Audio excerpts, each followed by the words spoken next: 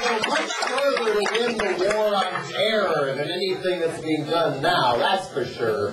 But in the meantime, the junk mail continues. Now I'm being accosted by these surveys. Please respond within the next 10 days, then 30 days later I get another one, etc., from the Friends of Hillary.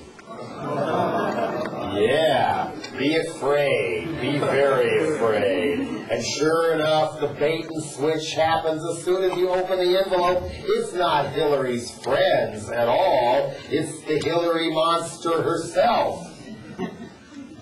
Dear friend, slammed me already.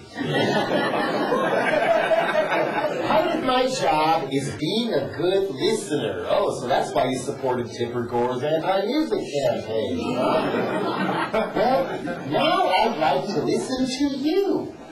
I'd like to know what's on your mind right now, and how I and other Democrats can do more to address your urgent concerns.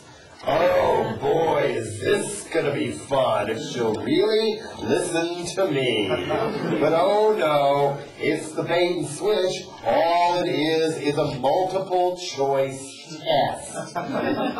Only a certain amount of viewpoints are allowed here.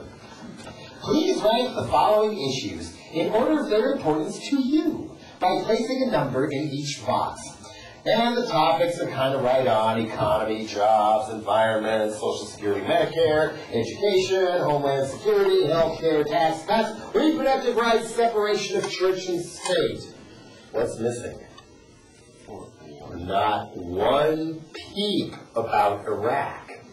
Not even deemed important enough to see if it's on anybody's mind. We already have a plan in place. We're not going to deviate from it. We're just not going to let you have a voice on that at all. And sure enough, the whole time, Queen Hillary's been supporting the war. And have you heard of Cindy Sheehan at all? Yeah. A woman whose son was a Marine was killed in Iraq, and she got more than a little upset about it, so she put up a little camp in front of the entrance to Bush's little toy ranch outside of Crawford, Texas, and wouldn't leave until he talked to her. So of course he never did.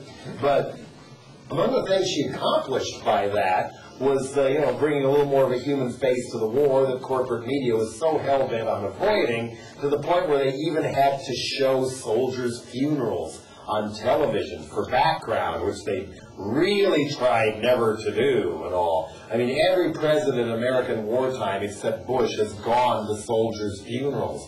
But now they especially don't want any cameras in Dover Air Force Base where they fly in all the flag-draped coffins every night. Can't have that. Yeah, and it's at night, too. Dead of night. But Cindy Sheehan got funerals on the air, at least for a little while. And Hillary Clinton even eventually couldn't avoid her anymore and granted her an hour of her precious Hillary time. And then turned around and said that people who are against the Iraq war and protest the war are undermining the war effort and endangering the troops. As if it isn't a little more dangerous to be sending them to Iraq in the first place. Yeah, it doesn't matter how much the troops are in danger. I'm positioning myself to speak for the mainstream. Focus groups, like those surveys. Focus groups. Don't talk to real people, just have focus groups. But anyway, not very mainstream, actually, because we're now up to 2/3 of the American public being opposed to the Iraq war.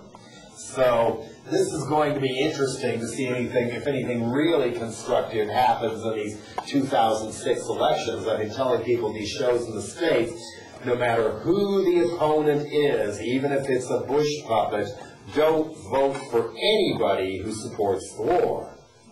One strike, you're out. Or to put it less politely, fuck you. And a prime example of this is the ones who are mealy-mouthed about the war and say they oppose it while they keep voting more and more money to keep funding the war and continuing the war. And one of the worst examples is the woman who supposedly is going to be the leader of the House of Representatives if the Democrats take back Congress, whatever that means, Nancy Pelosi. And she's already being flamed by all the corporate media and printed on screen as this, oh my God, a San Francisco liberal. When she's really nothing of the kind. She's a machine politician who reminds me a hell of a lot of the lead character on Strangers with Candy, more than anyone else.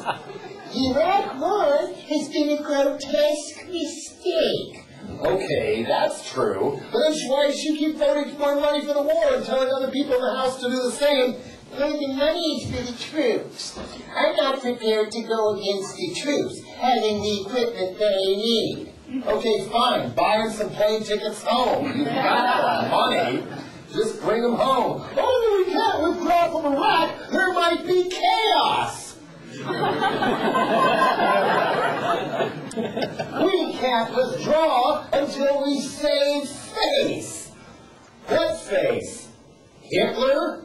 Rambo? The world is pretty damn sick of Bush's face, if you ask me, to the point where even his supporters are acknowledging he's probably going to go down in American history as the most hated president ever by countries other than the United States.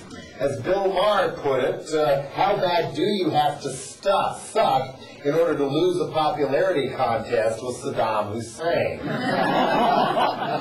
And of course, what really galls me of clowns like Pelosi, supposedly representing the opposition, saying that the money is for the troops, is she knows full well that it is.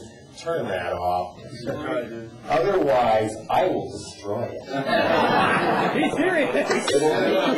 It will bring out that Beavis and Butthead moment where Beavis gets a phone order at Burger World and throws the phone in the fryer. Oh, these guys, who called you? Who called you? There's going to be more on that a little bit in the show. All right, everybody right now, turn off your fucking phone. I don't have one. Well, I got it with my phone.